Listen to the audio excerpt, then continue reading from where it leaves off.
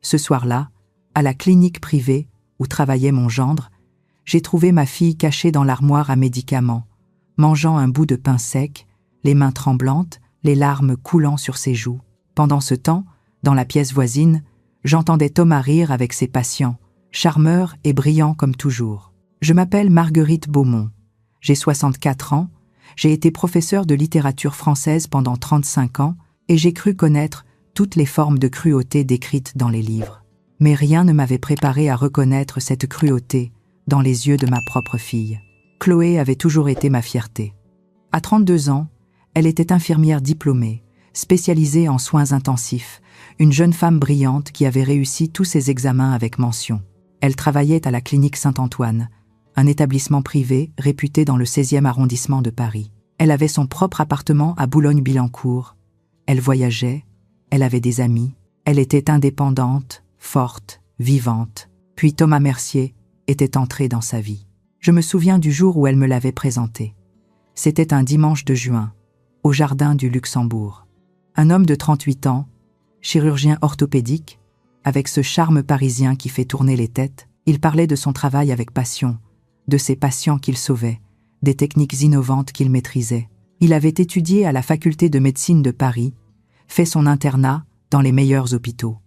Sur le papier, c'était l'homme idéal. « Maman, je suis si heureuse », m'avait dit Chloé ce soir-là. Thomas est extraordinaire, il me comprend comme personne ne m'a jamais comprise. J'avais souri, heureuse pour elle. Mais quelque chose dans les yeux de Thomas m'avait mise mal à l'aise.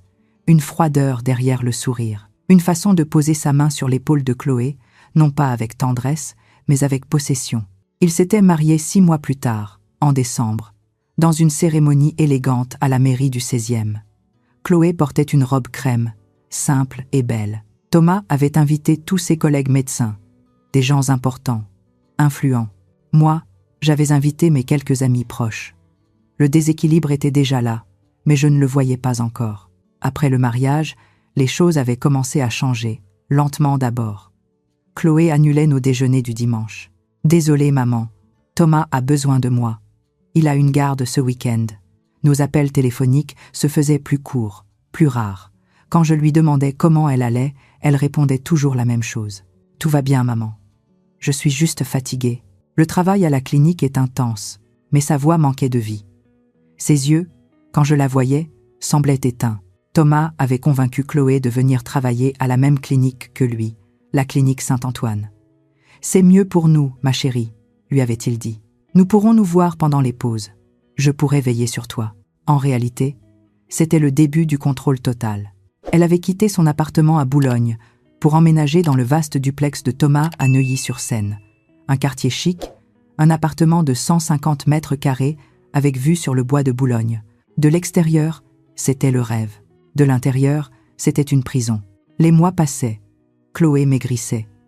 Ses joues se creusaient, ses mains tremblaient légèrement quand elle tenait sa tasse de café lors de nos rares rencontres.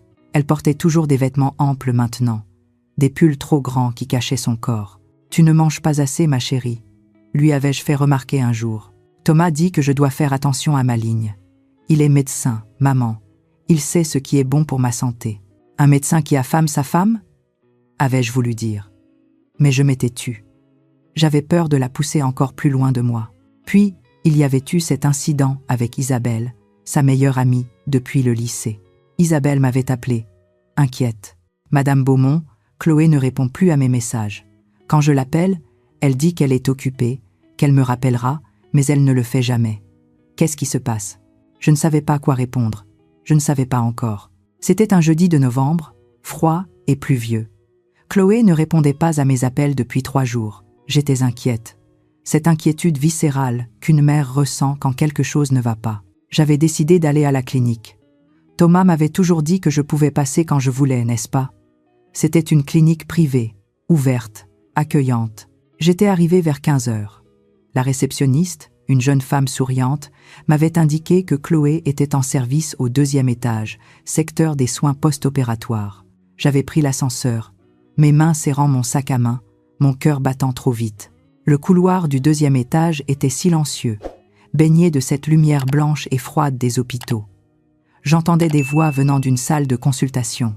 La voix de Thomas, grave, charmante, expliquant quelque chose à un patient. Des rires. Il était dans son élément. Brillant, admiré. Je cherchais Chloé. Une infirmière m'avait dit qu'elle était en pause. Pause où? J'avais marché dans le couloir, poussé quelques portes. Une salle de repos vide. Une salle de stockage de matériel. Et puis, j'avais entendu un bruit, un sanglot étouffé. Cela venait de l'armoire à médicaments, une pièce fermée à clé normalement, mais la porte était entr'ouverte. J'avais poussé doucement, et c'est là que je l'avais vue. Ma fille, ma Chloé, assise par terre, coincée entre des étagères remplies de boîtes de médicaments, mangeant un morceau de pain sec qu'elle avait sorti de son sac. Elle mangeait vite, goulûment, comme quelqu'un qui n'a pas mangé depuis longtemps. Ses mains tremblaient, des larmes coulaient sur son visage, mais elle continuait à manger, à mâcher, à avaler. Elle ne m'avait même pas entendu entrer. « Chloé !» avais-je murmuré. Elle avait sursauté, levé les yeux vers moi. Et dans ses yeux, j'avais vu la terreur pure. Pas la surprise, pas la gêne. La terreur. « Maman, qu'est-ce que tu fais là ?» Elle avait caché le pain derrière elle, essuyé rapidement ses larmes, essayé de se relever.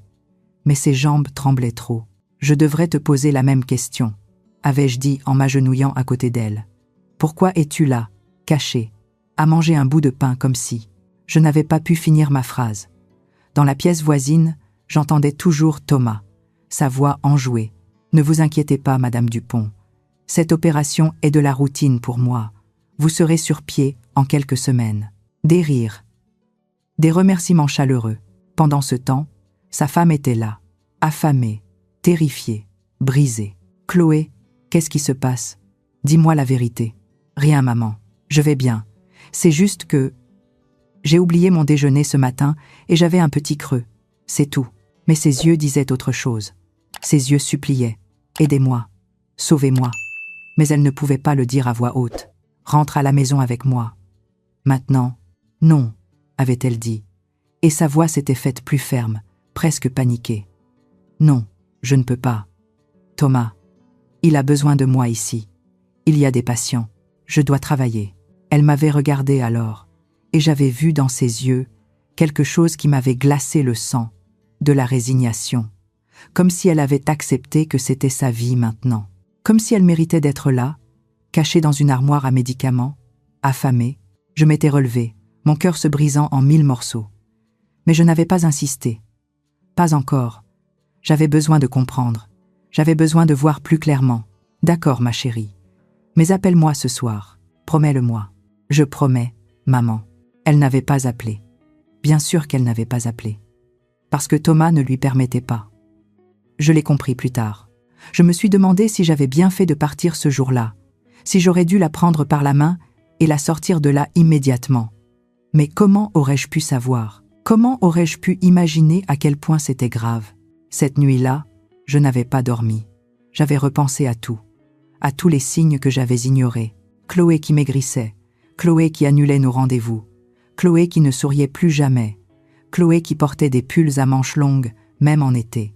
Et maintenant, Chloé cachée dans une armoire, mangeant un bout de pain sec en pleurant. Le lendemain, j'avais appelé Isabelle. Il faut qu'on parle. De Chloé. Nous nous étions retrouvés dans un café près de Montparnasse. Isabelle avait les larmes aux yeux avant même que je commence à parler. Je savais que quelque chose n'allait pas, avait-elle dit. La dernière fois que je l'ai vue, c'était il y a 3 mois. Elle était différente, éteinte. Elle m'a dit que Thomas préférait qu'elle ne voie plus ses amis célibataires, que nous étions une mauvaise influence, que notre style de vie était trop léger, trop frivole pour une femme mariée. Qu'est-ce que tu as répondu? J'ai essayé de lui faire comprendre que c'était du contrôle, de la manipulation. Mais elle a défendu Thomas. Elle a dit que c'était normal, qu'il voulait juste protéger leur couple. Puis elle a arrêté de répondre à mes messages. Isabelle m'avait alors raconté autre chose. Un soir, elle était passée à l'improviste chez Chloé et Thomas, à Neuilly. Elle avait sonné. Thomas avait ouvert, souriant, charmant comme toujours. Isabelle, quelle surprise! Mais Chloé dort déjà. Elle est épuisée par son travail, tu sais. Elle a besoin de repos. Il était 20 heures. Chloé n'avait jamais été du genre à se coucher à 20 heures. Mais Isabelle n'avait rien dit. Elle était partie, et elle s'en voulait maintenant. J'avais pris une décision ce jour-là. J'allais sauver ma fille. Peu importe comment. Peu importe le prix. J'avais commencé par faire des recherches. Sur Thomas, sur son passé, sur sa carrière. J'avais découvert qu'il avait déjà été marié une fois, pendant ses années d'internat. Un mariage qui avait duré moins de 2 ans. L'ex-femme, une certaine Sophie Laurent, était partie sans donner d'explication. Elle avait disparu des réseaux sociaux, déménagé dans le sud de la France. J'avais retrouvé son numéro. Cela m'avait pris 3 semaines de recherche, mais j'avais réussi. Un samedi matin, je l'avais appelée. Elle n'avait pas voulu parler au téléphone, mais elle avait accepté de me rencontrer. Nous nous étions vus dans un café à Lyon, où elle vivait maintenant. Sophie avait 40 ans, des cheveux courts, des yeux qui avaient vu trop de choses. « Pourquoi voulez-vous savoir ?» avait-elle demandé. « Ma fille a épousé Thomas. Et je crois qu'il lui fait du mal. » Sophie avait fermé les yeux, respiré profondément. « Alors vous devez la sortir de là, maintenant, avant qu'il ne soit trop tard. » Elle m'avait tout raconté. Comment Thomas avait commencé par la complimenter, la valoriser. Puis, progressivement, comment il avait pris le contrôle. De leurs finances d'abord. Il gagnait plus, donc c'était logique qu'il gère tout, non? Puis de sa nourriture. Tu devrais faire attention à ta santé, ma chérie. Laisse-moi t'aider à manger sainement. Il contrôlait chaque repas, chaque calorie. Sophie avait perdu 15 kilos en 6 mois. Puis il avait commencé à l'isoler. Tes amis ne comprennent pas notre amour. Ta famille est toxique. Tu n'as besoin que de moi. Sophie s'était retrouvée seule, affamée, épuisée. Quand elle avait essayé de partir, Thomas avait menacé de détruire sa carrière. Il avait des connexions partout. Il pouvait faire en sorte qu'elle ne trouve plus jamais de travail. Alors comment vous êtes-vous échappé? Mon frère. Il est venu un jour et m'a littéralement enlevé.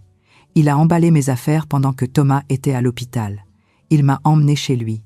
J'ai divorcé. Cela m'a pris 2 ans pour récupérer, pour réapprendre à manger, à faire confiance, à vivre. Elle m'avait regardé dans les yeux. Votre fille, elle est encore jeune. Elle peut encore s'en sortir. Mais vous devez agir vite. Plus elle reste longtemps, plus il sera difficile de la sauver. Il la brise, petit à petit, jusqu'à ce qu'elle ne se souvienne même plus de qui elle était avant lui. J'étais rentrée à Paris ce soir-là, le cœur lourd mais déterminé. J'avais un plan maintenant, ou du moins, le début d'un plan. J'avais contacté un vieil ami, maître Philippe Deschamps, avocat spécialisé en droit de la famille. Je lui avais tout raconté. Il m'avait écouté, attentif, les sourcils froncés. Le problème, Marguerite, c'est que nous avons besoin de preuves concrètes. Chloé doit porter plainte. Elle doit vouloir partir, mais elle ne veut pas. Elle est sous son emprise. Alors nous devons la convaincre, mais prudemment. Si Thomas se rend compte de ce que nous faisons, il pourrait devenir dangereux. Maître Deschamps m'avait donné des conseils. Documenter tout, prendre des photos, enregistrer des conversations si possible, constituer un dossier, et surtout, ne jamais confronter Thomas directement. Pendant les semaines suivantes, j'étais devenue une détective. J'allais à la clinique régulièrement, sous prétexte de rendre visite à Chloé. Je prenais des photos d'elle discrètement, son corps émacié, ses yeux cernés. Je notais tout. Les fois où elle annulait nos rendez-vous, les fois où elle semblait terrifiée au téléphone. Un jour, j'avais réussi à déjeuner seule avec elle dans un petit restaurant près de la clinique. Thomas était en salle d'opération. Nous avions exactement 1 heure. Chloé avait commandé une salade. Une petite salade verte, sans vinaigrette. J'avais regardé le menu et commandé le plat du jour, un bœuf bourguignon avec des pommes de terre. Quand les plats étaient arrivés, j'avais vu Chloé regarder mon assiette. Ses yeux s'étaient remplis de larmes. « Tu en veux ?» lui avais-je demandé doucement. Elle avait secoué la tête, mais ses mains tremblaient. Thomas dit que je dois faire attention. Il dit que j'ai pris du poids et que « Tu as perdu au moins 10 kilos depuis ton mariage », l'avais-je interrompu. « Tu es trop maigre, Chloé. Regarde-toi. » Elle avait baissé les yeux. Thomas sait ce qui est bon pour moi. Il est médecin. J'avais posé ma fourchette. Respiré profondément. « Chloé, ma chérie, écoute-moi.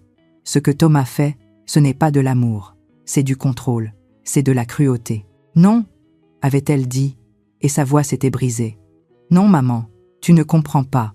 Thomas m'aime. Il fait ça parce qu'il veut que je sois en bonne santé, que je sois belle, que je sois, quoi, parfaite, invisible, affamée. » Elle s'était levée brusquement, avait pris son sac. Je dois y aller. Thomas va se demander où je suis. Chloé, attends. Mais elle était déjà partie, presque en courant. J'étais restée là, seule, regardant mon assiette de bœuf bourguignon qui refroidissait. Je me sentais impuissante. Comment sauver quelqu'un qui refuse d'être sauvé? La réponse m'était venue 3 semaines plus tard, de la manière la plus inattendue. Un soir, vers 23 heures, mon téléphone avait sonné. Un numéro inconnu. J'avais hésité, puis répondu « Madame Beaumont ?» C'était une voix de femme, jeune, tremblante. « Oui, je m'appelle Camille. Je travaille avec Chloé à la clinique. Il faut que je vous parle. C'est à propos de votre fille. » Mon cœur s'était arrêté. Qu'est-ce qui s'est passé? Elle va bien? Elle est à l'hôpital. Mais Thomas a dit qu'elle avait juste fait un malaise à cause de la fatigue. Il a dit de ne pas vous appeler. Mais je ne peux pas. Je ne peux plus me taire. Quel hôpital? Pitié-Salpêtrière. Service des urgences. J'avais attrapé mon manteau et j'étais partie immédiatement. Dans le taxi qui m'emmenait là-bas, Camille m'avait tout raconté par téléphone. Comment Thomas contrôlait Chloé au travail. Comment il vérifiait ce qu'elle mangeait. Avec qui elle parlait. Comment il l'humiliait devant les autres collègues, sous couvert de plaisanteries affectueuses. Comment Chloé avait fini par s'effondrer ce soir-là, après une garde de 15 heures sans avoir mangé. Quand j'étais arrivée aux urgences, Thomas était là, dans la salle d'attente, au téléphone, l'air agacé. Oui, elle va bien. C'est juste de la fatigue. Les femmes, tu sais comment elles sont. Toujours à dramatiser. Il m'avait vue et avait raccroché immédiatement, son visage se transformant en masque de sollicitude. « Marguerite, vous êtes là. Je suis désolée. Je ne voulais pas vous inquiéter. Chloé va bien, c'est juste un petit malaise. Où est-elle? En observation. Mais vraiment, ce n'est rien. Elle était juste fatiguée. Je l'avais contournée, et j'étais entrée dans la zone de soins. Une infirmière avait essayé de m'arrêter, mais j'avais dit que j'étais sa mère, et elle m'avait laissé passer. Chloé était dans un box, allongée sur un lit, reliée à une perfusion. Elle avait les yeux fermés, le visage d'une pâleur mortelle. J'avais pris sa main. Elle était glacée. « Ma chérie, je suis là. » Elle avait ouvert les yeux, et pour la première fois depuis des mois, j'avais vu ma fille, la vraie Chloé, pas le fantôme que Thomas avait créé. Elle m'avait regardé et avait murmuré « Maman, aide-moi.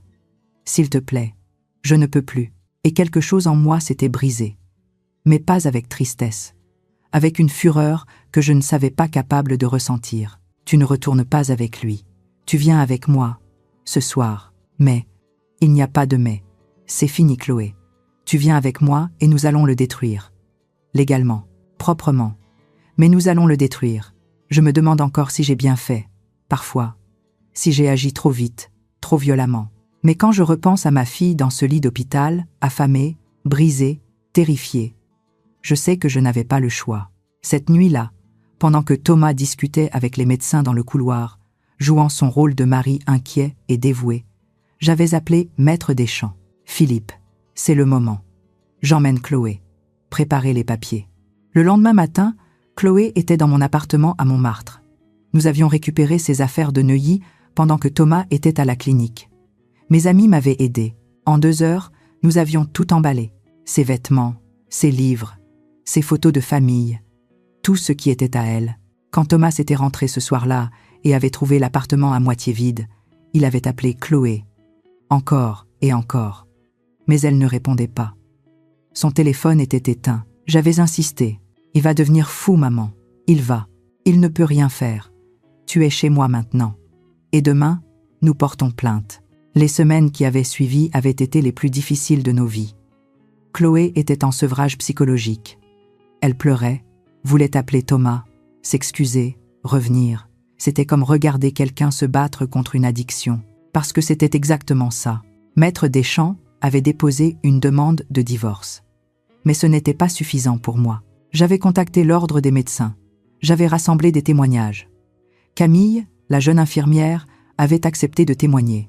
Sophie, l'ex-femme, également.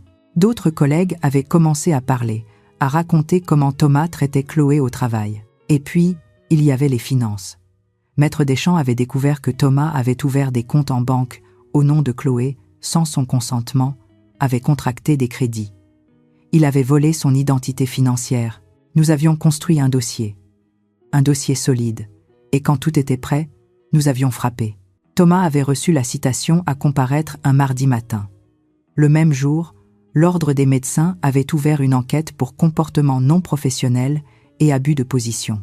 Le même jour, la clinique Saint-Antoine avait reçu une lettre détaillant ses agissements. Il avait essayé de me contacter, de me menacer. Mais j'avais 64 ans et j'avais enseigné la littérature à des adolescents rebelles pendant plus de 3 décennies. Je n'avais pas peur de Thomas Mercier. « Tu as détruit ma vie », m'avait-il hurlé au téléphone. « Non », lui avais-je répondu calmement. « Tu as détruit la tienne. Moi, j'ai juste sauvé ma fille. » Le divorce avait été prononcé 4 mois plus tard. Chloé avait obtenu la moitié des biens, conformément au régime de la communauté légale française. Elle avait récupéré plus de 100 000 euros. Thomas avait perdu son poste à la clinique. L'Ordre des médecins lui avait infligé un blâme et une suspension de 3 mois. Son nom avait été terni dans le milieu médical parisien. Mais le plus important, c'était Chloé. Ma fille recommençait à vivre. Elle avait repris du poids. Elle souriait à nouveau. Elle avait retrouvé Isabelle et ses autres amis. Elle avait trouvé un nouveau travail dans un hôpital public, loin de Thomas et de son monde. 1 an après, nous étions assises dans mon appartement, buvant du thé, regardant Paris par la fenêtre. Chloé m'avait pris la main. « Merci, maman. Tu m'as sauvé la vie. » Je n'avais pas répondu tout de suite.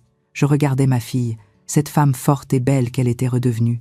Et je pensais à toutes ces autres femmes là-bas, prisonnières d'hommes comme Thomas. Combien d'entre elles avaient une mère qui se battrait pour elles? « Tu sais, » m'avait dit Chloé, « je veux aider les autres, les femmes qui vivent ce que j'ai vécu. Je veux témoigner. Je veux que mon histoire serve à quelque chose. » Et c'est ce qu'elle avait fait. Chloé était devenue bénévole dans une association d'aide aux victimes de violences psychologiques. Elle racontait son histoire. Elle aidait d'autres femmes à s'échapper. Elle était vivante, vraiment vivante. Aujourd'hui, 3 ans après, Chloé a 35 ans. Elle est chef du service des urgences dans son hôpital. Elle a rencontré quelqu'un, un homme doux, qui la traite avec respect. Ils prennent leur temps. Elle n'est pas pressée. Elle sait maintenant ce qu'elle vaut. Quant à Thomas, je ne sais pas ce qu'il est devenu. Je ne veux pas savoir. Il fait partie du passé. Un passé dont nous avons triomphé. Parfois, quand je repense à cette nuit aux urgences, à ma fille me suppliant de l'aider, je me demande ce qui serait arrivé si je n'avais pas agi. Si j'avais écouté Thomas, si j'avais cru ses mensonges, si j'avais eu peur de le confronter. Mais je ne me pose pas longtemps la question, parce que je sais que j'ai fait ce qui était juste. Qu'importe ce que les autres pensaient, qu'importe si j'ai été considérée comme une belle-mère intrusive ou une mère trop protectrice. Ma fille était en danger, et une mère fait ce qu'elle doit faire pour protéger son enfant, toujours.